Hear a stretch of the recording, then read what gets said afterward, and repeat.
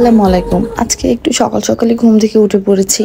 তো আজকে কাব্বুর স্কুলে ওর এক্সাম ছিল, তো ও স্কুলে যাবে। সকাল সকাল ঘুম থেকে উঠেছি, এর জন্য সাইফানকেও নিয়ে গেল সাথে ওরা। আর সাইফানও কাব্বুর স্কুল দেখায় খুব আগ্রহী, তো এই জন্য আপু দুজনকে নিয়ে স্কুলে যাচ্ছে। ওদেরকে বিদায় দিয়ে আমি ফ্রেশ হয়ে খাওয়া দাওয়া করে নিলাম সকালবেলা। আর তারপর উপরে এসে দেখি যে আমার ছোট ভাই এই যে তার কাজকাম শুরু করে দিয়েছে। সে সব কাজেই পটু, সেটা আমি আগেই বলেছি।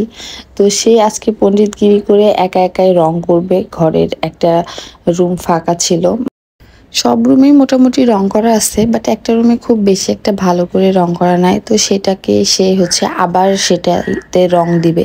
এই জন্য সে একা একাই রং টং সব কিছু একসাথে মিক্স করছে। আমার ছোট ভাইয়ের সব কাজই মোটামুটি পারে, এমন কোনো কাজ নাই যে সে পারে না। তো সে নিজে নিজেই আর কি সব কিছু রেডি করছে, তার সাথে হেল্পিং হ্যান্ডও কেউ নাই।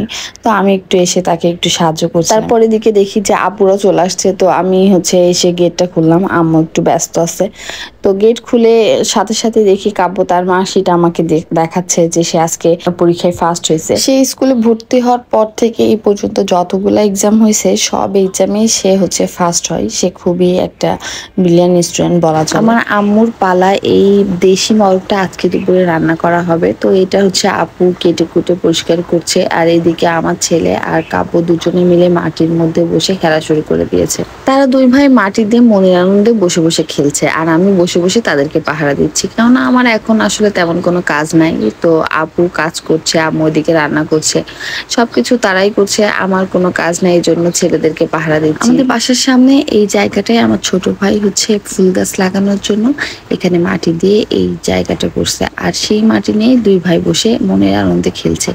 অবশ্যই এই জায়গাটাতে বেশ ঠান্ডাও আছে, আর অনেক সুন্দর বাতাস, এখানে খুব বেশি একটা গরমও নাই এখানে। তারপর ওদের খেলা শেষ হলে ওদেরকে নিয়ে গোসল করিয়ে দিয়েছি, আর ওরা রুমে আছে। আমি একটু দেখতে আসলাম যে কাকনের কি অবস্থা, সে কত দূর করতে পারছে। তো দেখি যে সে একদম রঙে সারা গা হাত পায়ে সব জায়গায় রং টং লাগিয়ে অবস্থা একদম একাকার করে ফেলছে। সে বেশ ভালোই রং করতে পারছিল, অলমোস্ট তার সবটা রং করা হয়ে গেছে, আর অল্প একটু বাকি আছে। তো সেটাই ও রং করছিল। তারপর আমি যে নিচে চলে এসে দেখি আম্মু রান্না হয়ে গেছে। আজকে রাতে আমি বাসায় চলে যাব, তো মনটা এই জন্য একটু খারাপ ছিল।